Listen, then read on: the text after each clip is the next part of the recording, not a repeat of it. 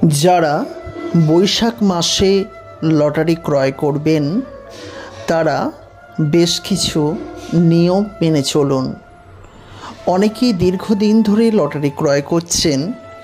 Lottery ক্রয় করার পর সেইভাবে মনের মতো কোনো পুরস্কারই মিলছে না আপনাদের লটারির নাম্বারে। আজকে এই ভিডিওটি কেবল তাদের জন্য। যদি আপনি লটারি ক্রয় করেন এবং পুরস্কার জিততে চান তাহলে অতি অবশ্যই এই বিশেষ কাজটি আপনি একবার চেষ্টা করে দেখতে পারেন। আজকের ভিডিওতে সেই বিষয়েই বিস্তারিত জানাবো, তাই যারা প্রথমবারের জন্য দেখছেন ভিডিওটিকে সম্পূর্ণ দেখুন আর অতি অবশ্যই আমাদের চ্যানেলটির সঙ্গে থাকবেন। আর যারা ইতিমধ্যে আমাদের চ্যানেলটিকে সাবস্ক্রাইব করেছেন তাদেরকে অসংখ্য ধন্যবাদ জানাই।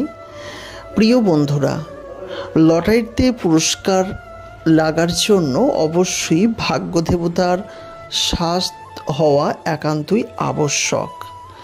আর আমাদের মধ্যে অনেকেই দেখবেন বারংবার লটারি পাচ্ছে, আর অনেকে দেখবেন দীর্ঘদিন লটারি ক্রয় করেও কোনোভাবেই তাদের যেন লটারিতে পুরস্কার মিলছে না, বা এমন কিছু পুরস্কার মিলছে যাকে সান্ত্বনা পুরস্কার বলা যেতে পারে।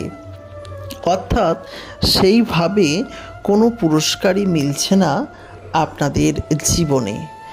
আজকের ভিডিওতে আমি আপনাদের জানাতে চলেছি, আপনারা যদি লটারিতে সঠিকভাবে পুরস্কার লাভ করতে চান তাহলে কোনো রকম দ্বিধাদ্বন্দ্ব না করে আপনারা অবশ্যই চেষ্টা করবেন এই বিশেষ কাজটি।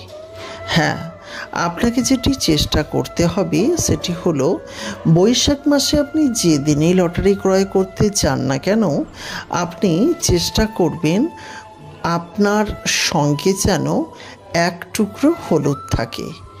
এখন অনেকের মনের মধ্যে সাধারণত প্রশ্ন হতেই পারে, হলুদের টুকরো কেন?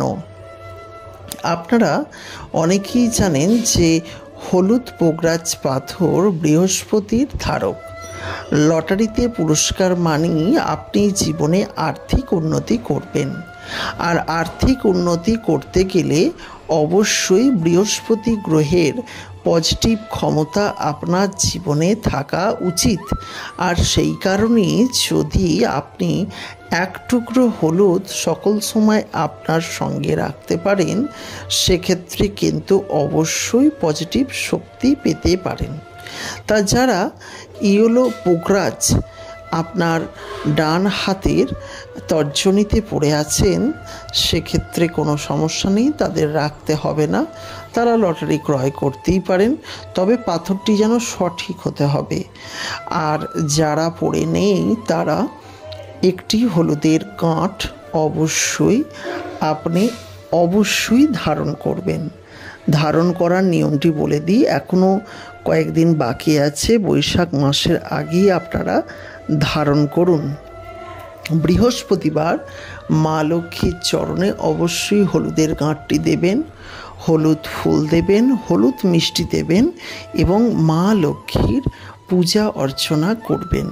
হলুদ ফুল, হলুদ মিষ্টি এবং হলুদের গাঁট দিয়ে আপনি পূজা অর্চনা করবেন এবং চেষ্টা করবেন যে আপনি এই হলুদ ফুল, হলুদের গাঁট সঠিকভাবে মা লক্ষ্মীর সামনে পুজো করা।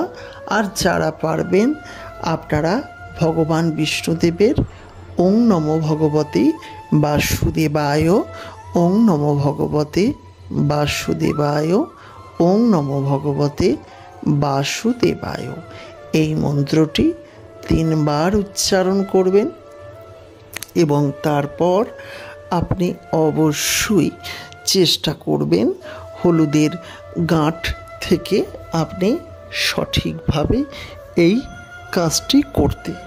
হলুদের গাঁটটি পুজো করা হয়ে গেলে আপনি যে কোনো বৃহস্পতিবার অবশ্যই হলুদ রঙের সুতো দিয়ে হলুদের গাঁটটি বেঁধে, ছেলে হলে ডান হাতে, মেয়ে হলে বাম হাতে ধারণ করুন। এরপর এটিকে আর খুলবেন না, রাখবেন আপনার শরীরের সঙ্গে। দেখবেন ধীরে ধীরে কিন্তু আপনি প্রচুর পরিমাণে উপার্জন করতে শুরু করবেন। ধীরে ধীরে উপার্জনের পরিমাণ আপনার বাড়বে।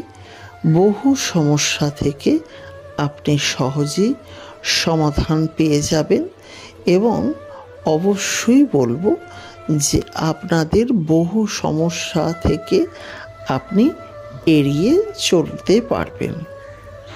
অর্থাৎ একটি বিষয় যে আপনি যে বহুদিন ধরে লটারিতে পুরস্কার পাচ্ছেন না, সেই পুরস্কার পাওয়ার সম্ভাবনা কিছুটা হলেও বৃদ্ধি পাবে এবং যা আপনার জীবনে উন্নতিতে সাহায্য করবে। সুতরাং বন্ধুরা, আপনারা অবশ্যই চেষ্টা করবেন হলুদের গাঁট দিয়ে এই বিশেষ টোটকাটি করা এবং তারপর লটারি ক্রয় করা। আপনি এটি অবশ্যই বৈশাখ মাসের আগেই করুন এবং লটারি ক্রয় করুন। দেখুন আপনার ভাগ্যের উন্নতি হয়ে প্রচুর প্রচুর অর্থ আপনার জীবনে আসতে চলেছে। জীবনে সুখ শান্তি সমৃদ্ধি লাভ হতে চলেছে এবং জীবন হতে চলেছে অতি সুন্দর। তাই প্রিয় বন্ধুরা, আপনারা অবশ্যই চেষ্টা করবেন এই বিশেষ কাজটি করতে। আশা করি আপনি সুফল পাবেন। জীবনে সুখ শান্তি সমৃদ্ধি অবশ্যই লাভ হবে। আজকের ভিডিওতে এই বিষয়টি বিস্তারিত জানালাম। যদি ভিডিওটি ভালো লাগে লাইক করবেন, পারলে শেয়ার করবেন। পরবর্তীকালে ভিডিও দেখার জন্য আমাদের এই ছোট্ট চ্যানেলটি সাবস্ক্রাইব করতে একদম ভুলবেন না। আজকের মতো বিদায় নিচ্ছি। ভালো থাকবেন, সুস্থ থাকবেন এবং আপনার পরিবারের প্রত্যেককে ভালো রাখবেন। নমস্কার।